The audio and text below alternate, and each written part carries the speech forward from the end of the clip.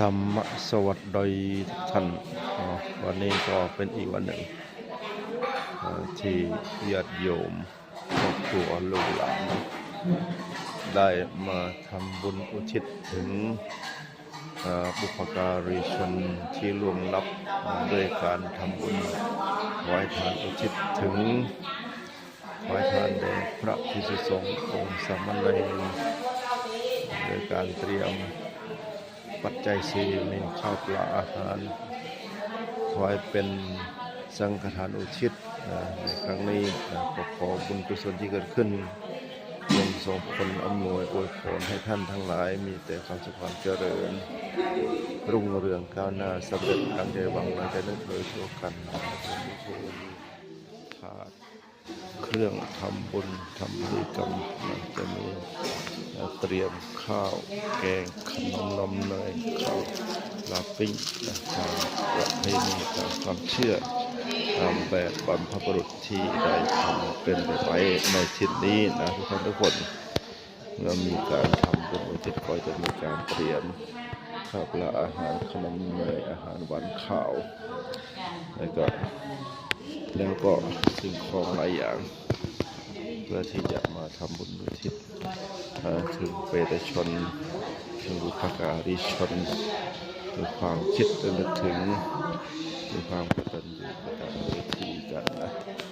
อยากให้ทุกคนก็มีการเตรียมถ่ายรวมลงในหม้อเจ้าพระพุทธเจ้าก็ได้เตรียมใส่ถ้วยใส่จานเตรียมเป็นถาดเป็นรับสำหรับถวายพระพุทธเจ้านะรอเวลารอความพร้อมของทุกฝ่ายก็จะได้ทำพิธีไหว้พระสมาทานศีลร่วมกันแล้วก็เพื่อที่มาก่อนก็จะได้แจกจ่ายเตรียมสำหรับข้าวผัดอาหาร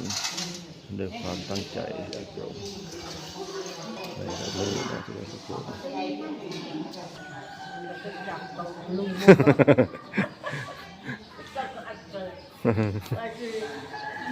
นั่นญาติโยม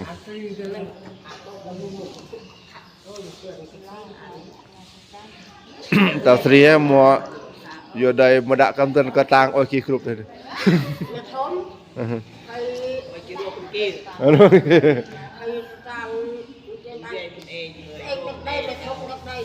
กี่ถ้ากี่เนี้ยรัวจะพาไปอย่างงี้นะ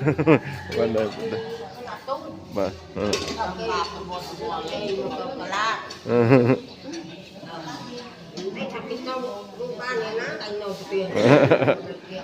ญาติโยมเตรียมเนาะ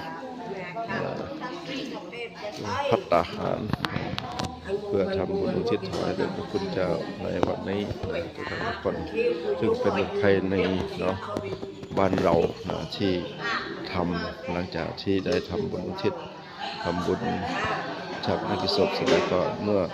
ลูกหลานพร้อมวันใดวันหนึ่งก็จะมาเตรียมพัฒนาทำบุญอุทิศแด่พระคุณเจ้าทำบุญอุทิศกำลังผลถึงผู้ไว้ชนด้วยความกตัญญูกตเวทีและนึกถึงความดีของท่าน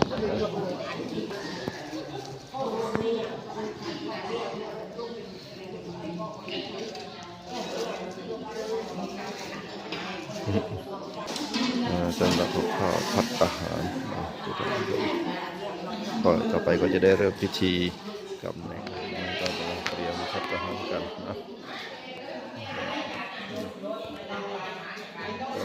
เป็นถึงจะเป็นงานเล็กแต่ก็ทุกคนก็สามัคคีพร้อมเพรียงกันด้วยจิตที่เป็นมงคลสมบูรณ์เรื่องทุกคน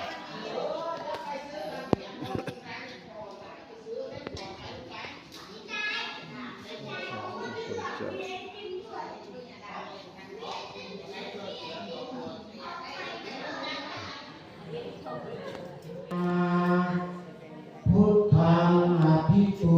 ชยามายิมินาสักการะนาธัมมังอภิปู